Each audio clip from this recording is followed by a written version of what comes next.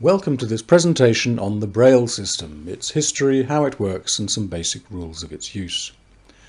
I say the Braille system because it's far more than just an alphabet. It's a whole system for reading and writing texts which might be literary, musical, scientific, or mathematical. First of all, a little history. Printing for the blind has to be done by what's known as either relief writing or tactile writing. The inspiration for this may have come from carved lettering on stone and wood, dating back even as far as the first hieroglyphs of the ancient Egyptians. People really only started to address the problem of communication for the blind in the 16th century. The first attempts to write for the blind date back as far as 1517, when Francesco Lucas di Saragossa attempted to write by printing onto thin wooden tablets letters that could be felt. Subsequent people such as Romano Rampansetto and Francesco Lana Terzi tried a number of different methods, but these all boiled down to either having the letters in relief, that is to say raised above the surface of the wood or paper, whatever it was, or carved into them.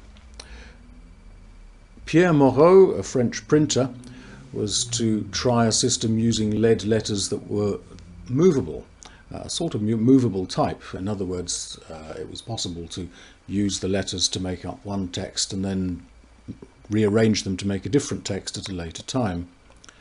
And another system invented by George Harsdorfer in Nuremberg in 1651 used waxed tablets which were engraved with a stylus. Here again one could melt the wax and engrave something else. Valentin Hauy was one of the first people to focus on the integration of blind people into society, and he in fact founded the very first school for the blind, which has since become the National Institute for the Blind in Paris. His system of writing simply used large letters on large pieces of card, and these were embossed into the card so that one could feel the text. One of the problems that people found in embossing text onto paper, or indeed any form of relief writing, was that if the letters were simply the same as in conventional typography, they were very often too complicated in their shapes, and it was not easy to distinguish one letter from another. So various different attempts at simplifying the shapes were made by Klein, Ballou, Gall, Alston, Frere, and above all William Moon.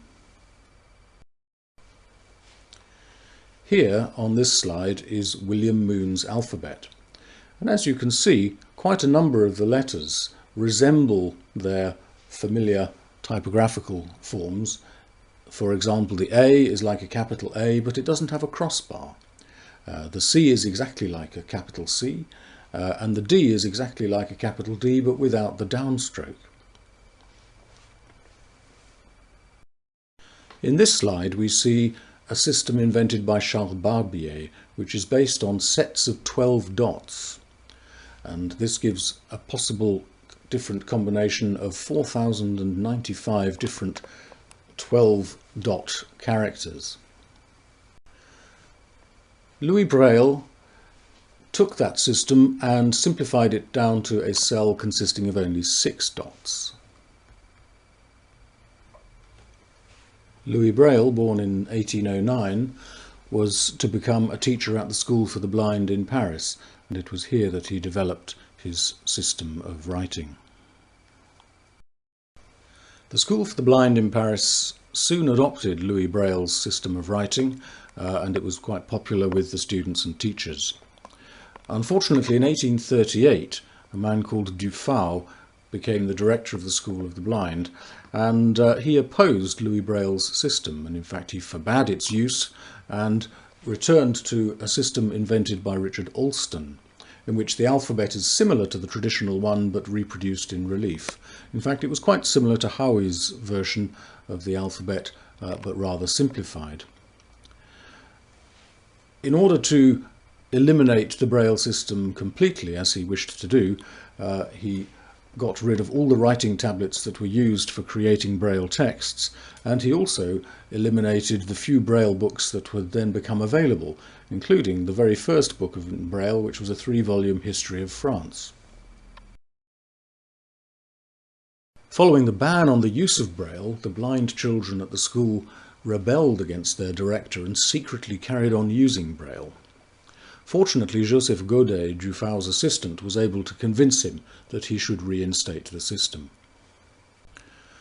Louis Braille lived for only 43 years, and he died in 1852 after much hardship and privation.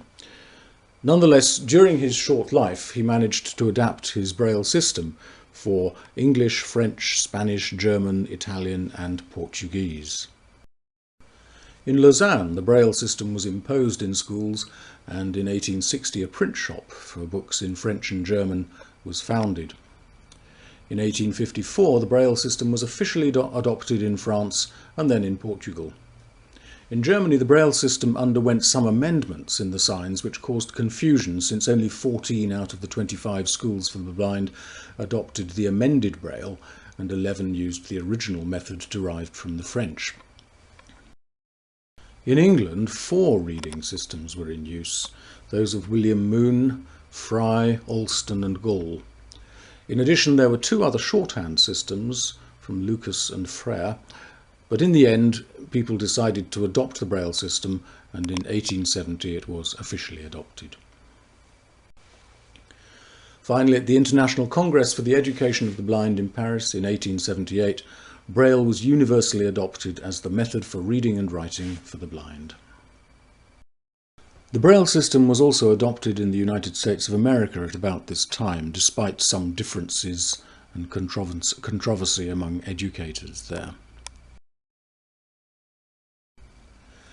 Since that time, Braille has spread to every language, and indeed here is an example of the Braille used for Tibetan, a language which has 30 consonants.